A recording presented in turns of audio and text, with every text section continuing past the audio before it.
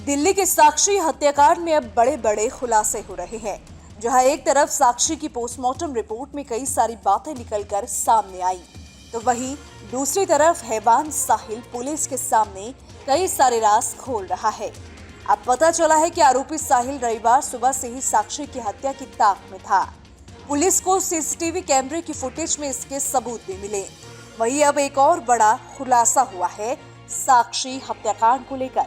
साक्षी को मौत के घाट उतारने वाला साहिल खुद खौफ में था। वो खौफ में था झबरू नाम के शख्स से। आखिर कौन है झबरू जिससे हैवान साहिल डरा हुआ था? झबरू में उसे अपना काल नजर आ रहा था। दरअसल साक्षी की हत्या का आरोपी पुलिस की पूछताछ में लगातार नए खुलासे कर रहा है। साक्षी के पुराने दोस्त प्रवीण के साथ बढ़ती नजदीकियों की वजह से हत्या करने की बात कहने वाला आरोपी अब नया खुलासा कर रहा है। उसने पुलिस को बताया है कि इलाके में रहने वाला दबंग युवक अजय उर्फ अज्जू ने उसे साक्षी से दूर रहने की धमकी दी थी। उसे आशंका थी कि झबरू उसकी हत्या कर सकता है। इस आशंका को देखते हुए उसने साक्षी को ही रास्ते से हटाने की साजिश रच डाली।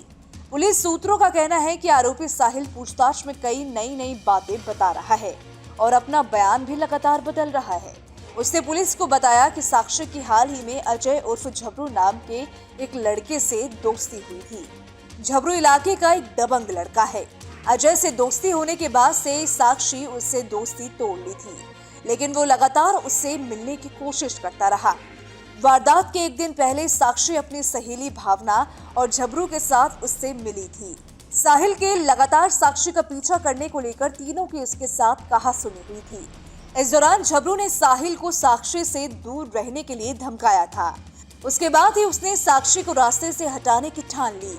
हालांकि पुलिस अधिकारियों का कहना है कि उसके बयानों की सत्यता की जांच की जा रही है। पुलिस ने मंगलवार सुबह मेडिकल करवाने के बाद उसे रोहिणी कोर्ट में पेश किया, जहां से पुलिस ने उसे 2 दिन के रिमांड पर भेज दिया है। पुलिस इस दौरान उससे हत्या के कारणों के साथ साथ हत्या में इस्तेमाल चाकू की बरामदगी का प्रयास कर रही है।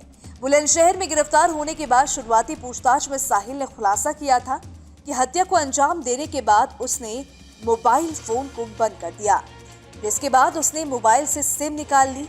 उसने मोबाइल और सिम को पास में ही ठिकाने लगा दिया। उसके बाद वो रिठाला पहुंचा, जहां एक मैदान में उसने वारदात में इस्तेमाल चाकू को फेंक दिया। इस खुलासे के बाद सोमवार रात पुलिस उस मैदान में चाकू की तलाश में लगी हुई थी, लेकिन पुलिस को चाकू नहीं मिला। रिमांड पर लेने के बाद एक बार फिर से पुलिस चाकू की बरामदगी के लिए उसे अपने साथ लेकर उस जगह पर जाएगी जहां उसने चाकू को फेंका था। और ऐसे में अब क्या पुलिस के हाथ सबूत लगेंगे या नहीं लगेंगे, वो देखने वाली बात होगी। लेकिन यहाँ हम आपको बता दें कि जांच सूत्रों ने बताया है कि पुलिस प्रवीण से भी पूछताछ करेगी और फिलहाल प्रवीण जौनपुर में है।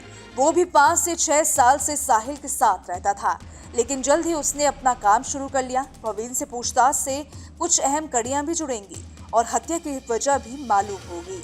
दिल्ली कांग्रेस के अध्यक्ष अनिल कुमार ने मंगलवार को पीड़ित परिवार से मुलाकात की और उन्होंने दिल्ली में बढ़ते अपराधों और कानून व्यवस्था के लिए भाजपा और आम आदमी पार्टी दोनों को ही जिम्मेदार ठहराया है।